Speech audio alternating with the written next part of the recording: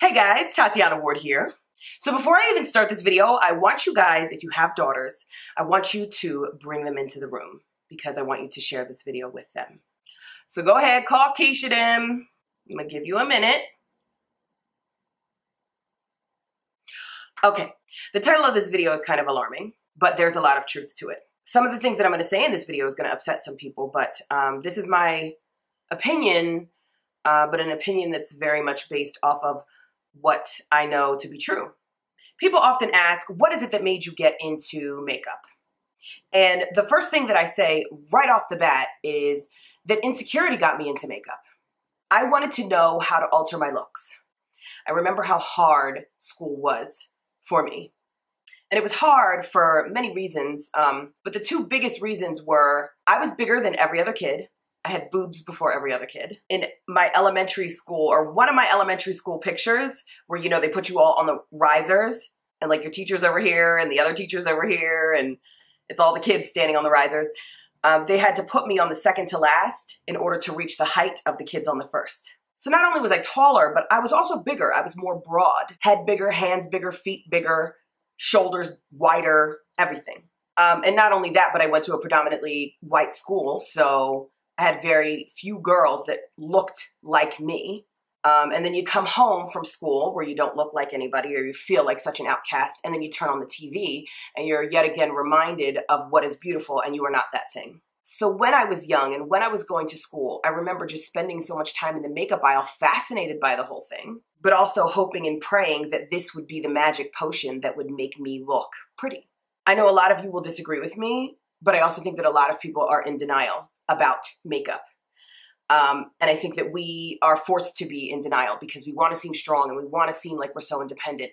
But the fact of the matter is, I say this all the time, Sephora was built on top of women's insecurity. Underneath of every single Sephora or every single makeup counter in a department store lies the insecurity of a nation. What I do, how I've made my name is 100% contingent upon a woman's insecurity. Now, do I love makeup? Absolutely. I love makeup. I grew to love makeup. I grew to love the artistry of makeup. You know, social media has opened such a platform that people could just speak their minds. And we see these memes that men post and it's like, oh, don't take her swimming because her face is going to fall off. And comments of people saying, why do you cover up your natural face? And that's like a mask. See girls retaliating and saying, oh, I do it for me. I do it for me. I don't do it for a man. And I think that if we're being honest with ourselves, we have to admit that that's 100% BS. I've made lots and lots of money and gained lots and lots of notoriety off of, number one, creating the looks that we turn on the TV to see on celebrities, because a girl does not just wake up like that. And also teaching you guys how to make your noses thinner and how to make your cheeks look more defined and how to make your eyes stand out more and how to cover up imperfection and seemingly make this totally false beauty. Relaxers and all of that made to make the Black woman look more European. And we buy it, even if it's in the back or you're subliminal or whatever. We feel better when our hair is straight. We feel better when it's silky. We feel better after it's pressed.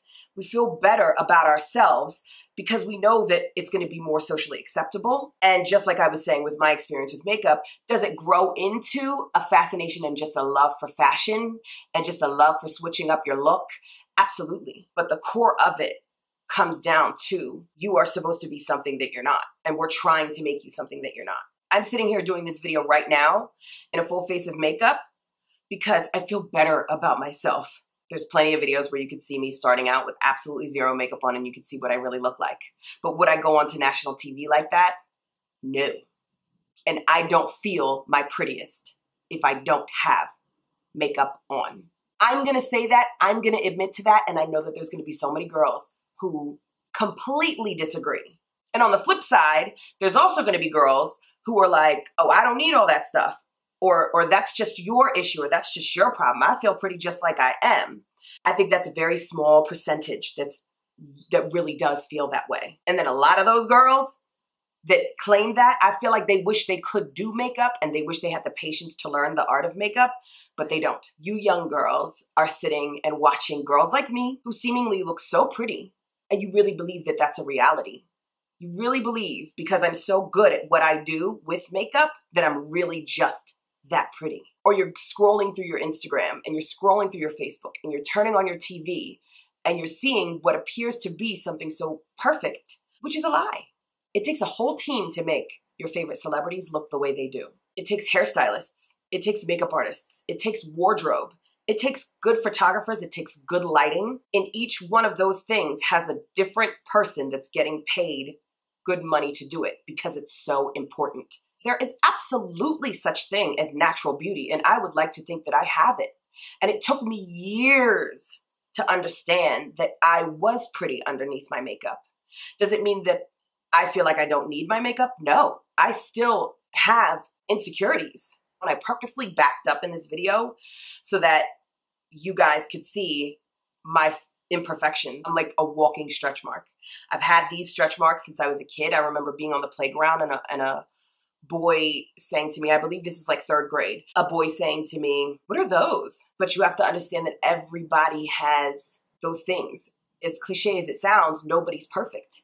Working in Hollywood really helped me with my insecurities because I was opened up to the fact that, damn, these girls wake up looking just like me, looking just as imperfect as me. Some are just, beautiful skin, flawless skin without any makeup on. Some, it takes a little bit more work and a little bit more skill to get them to that perfect place. I realized that the starting point is the same pretty much for all of us. And now in retrospect, I feel really, really, really lucky that I wasn't the pretty girl in high school because I had to develop a personality. I had to develop skill outside of just batting my eyes and being pretty. That's not to say that you can't be the pretty girl and be smart, of course. But even the smart, pretty girl in my school, she and I just looked totally different. And I realized now as an adult that her beauty was something totally different than my beauty. And it didn't make me any less beautiful. It just made us totally different. It's like comparing hamburgers and hot dogs. They're both freaking awesome, but you just might be more of a beef person and the next man might just be more of a hot dog person. This society is really, really trying to beat it into your head that you're not good enough. And sometimes I feel guilty that I am involved in it. Not sometimes, I always actually feel a tremendous amount of guilt being involved in the beauty industry because I know how impossible I felt as a teenager.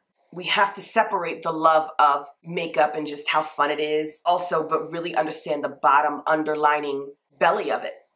Because oftentimes we are no longer just enhancing our beauty. We're completely changing it. It's okay to do things that make us feel prettier. Because I feel like any girl who's walking into Sephora is looking for a magic potion to make herself feel better about herself. And what doesn't get highlighted enough are the things that make us feel better about ourselves without contributing to our physical beauty. And furthering your knowledge will make a person feel better about themselves.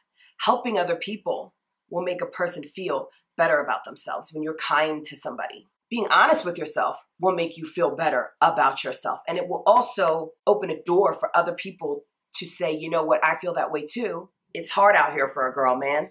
All the boys can see the possibilities of what they can get just by opening an app. When I was going to school, what you could get was right in that school. Now there's a world of possibility, and it's so much contingent upon how a girl looks.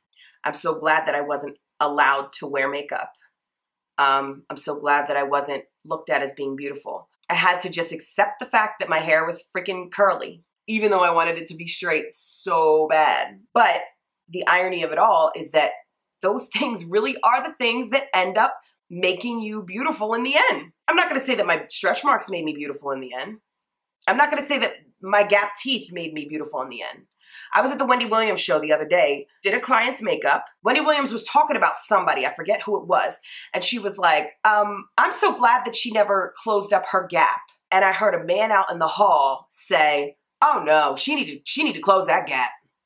And I just thought to myself, there's a lot of people who don't like my imperfections, but there's a lot of people who, number one, overlook them, like my stretch marks. And then there's a lot of people who think that I'm beautiful because of my imperfections.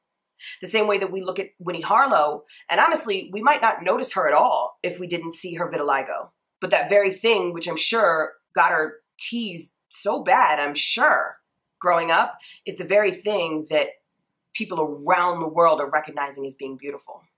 There's people in the world who will see what you don't see right now, or they'll see past what it is that you see right now.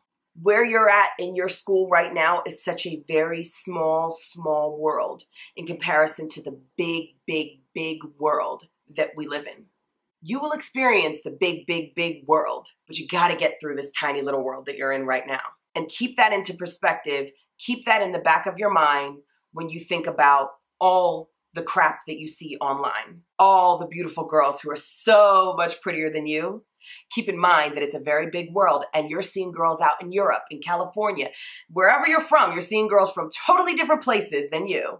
But there's so many more girls who just don't look perfect. I'm one of them. I just learned to put on makeup and make myself look closer to perfect. And also, lastly, be kind. I'm getting a little emotional because it's a soft spot for me.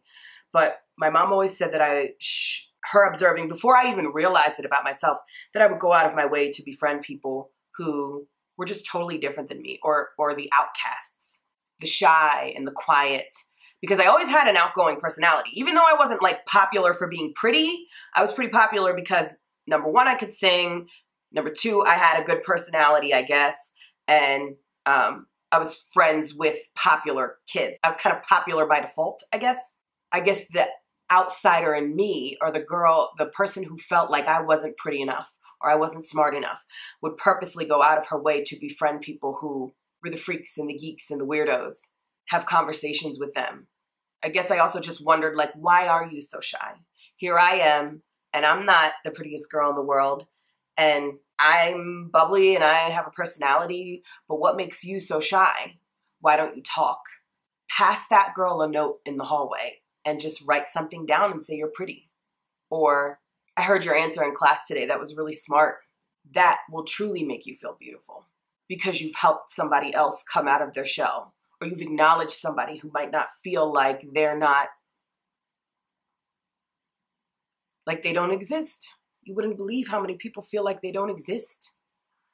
I've never felt that way, but in these conversations with people through school, and I learned that there were people who really felt like they just don't exist. Don't be shy to walk up to the girl who everybody makes fun of.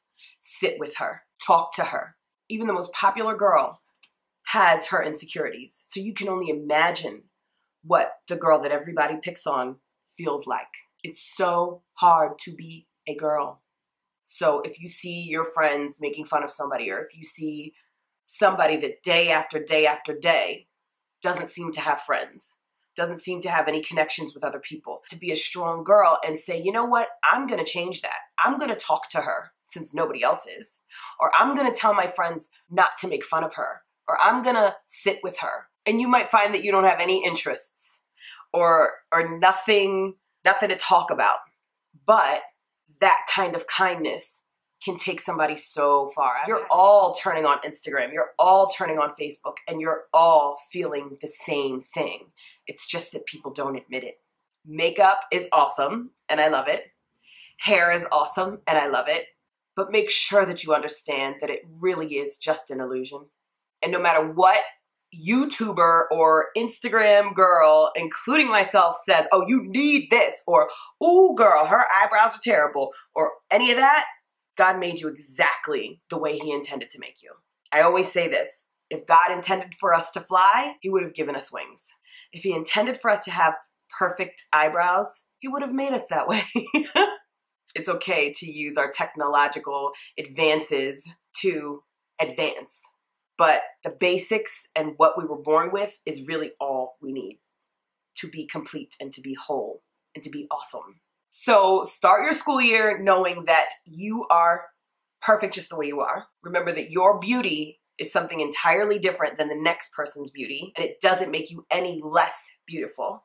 And remember that you are in such a teeny tiny world in that school, and there's a huge world, even if you are the girl that's being made fun of, there's a huge world that's waiting to accept you.